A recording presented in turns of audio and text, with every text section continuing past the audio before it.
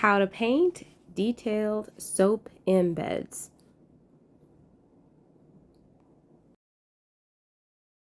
Step one, we make these embeds. So I heated up some melt and pour really hot. As you saw, it got up to 200 and something degrees. I spray the heck out of my embeds because these are super detailed. If I don't spray them with, and this is alcohol, sorry, 90% alcohol, 90% alcohol. I spray it really deep into all the crevices so that when I pour it in, I can pop it out and it doesn't fall apart.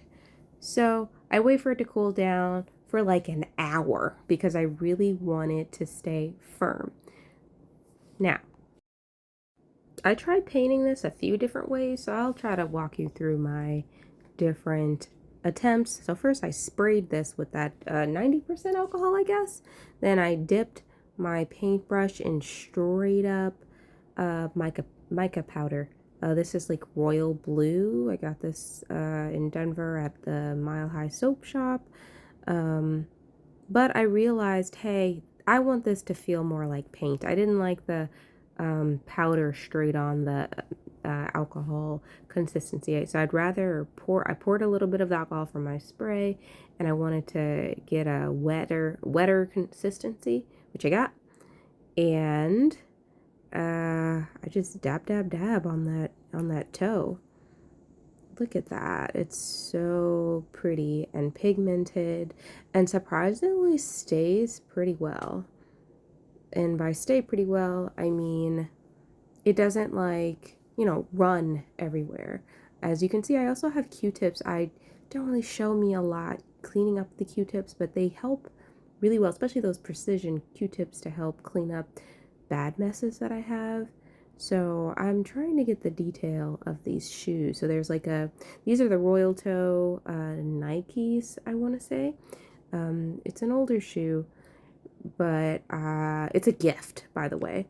I am grabbing my little paint mica mixture and I'm painting the rim. And I paint these, as you can see, I already painted the inside, that little dot detail. You'll see me spraying the shoe from time to time to kind of like set it, as if I know what I'm doing. So I'm looking at the pigment to kind of see how I like the consistency. So I have these two cups. One cup is mostly alcohol. The other one is mostly pigment, and I kind of swish the two.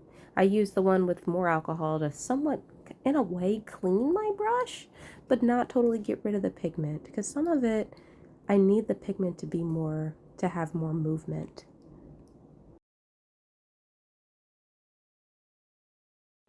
When I'm able to move it a little more, it kind of allows me to have more control over my brush. So there's a combination of needing movement and control over the brush, but also needing to get this pigment off of the brush to get those details.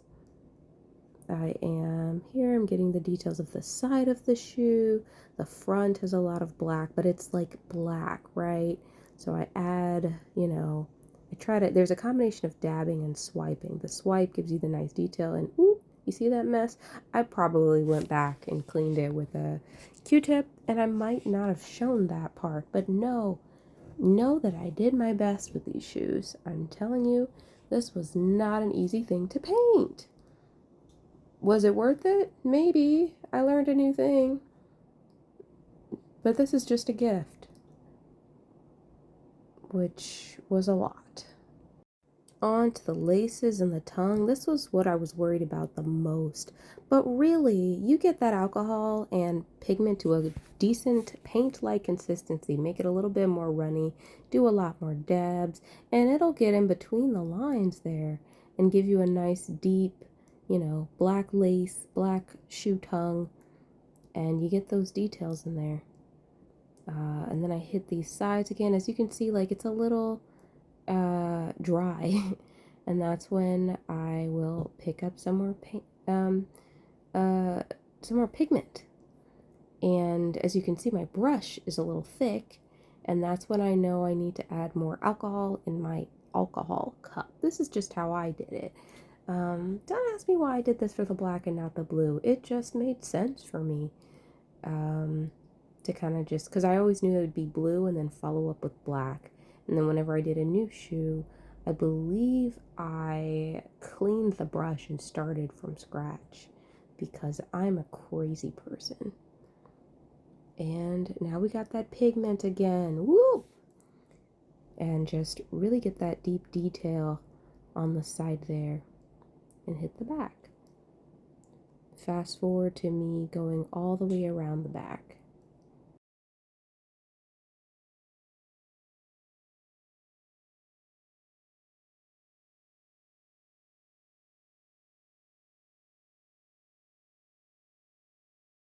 Now for the more experimental part, let me show you how I got those checks. This was just dabbed alcohol, dabbed some pigment, and I just did my best to use that protruding piece as a guide, to let it kind of guide me, as well as some of my skill. And also, you need a little patience, and you gotta understand, this is frickin' soap. So it might not be perfect. But as long as they get the idea, hey, this is a sneaker. This is supposed to be a check. I know that the original picture of the sneaker that I'm painting has a black check. So do what you can to make it as close as you can. Also, you see those precision Q-tips out down there. Those are your friend. I used those. I think I dabbed a little bit of it on water. So water, that's another side note. Water will wash this completely off. That's fun. But at least the presentation will be nice and the point will be made that, hey, I can do a thing. So this, I tried the experiment on the other side. Instead, I did that thing that I told you I didn't like, where I spray it first and then I add the pigment. See that? It just kind of spreads all over. It kind of was out of control. But I mean, look, it's nice and deep and pigmented, so that's a plus. But it's not as checky. Not to me. But I mean, it doesn't look that bad on camera, so I guess it's fine. I don't know. I think that's the faster way. It's just not the more precise way.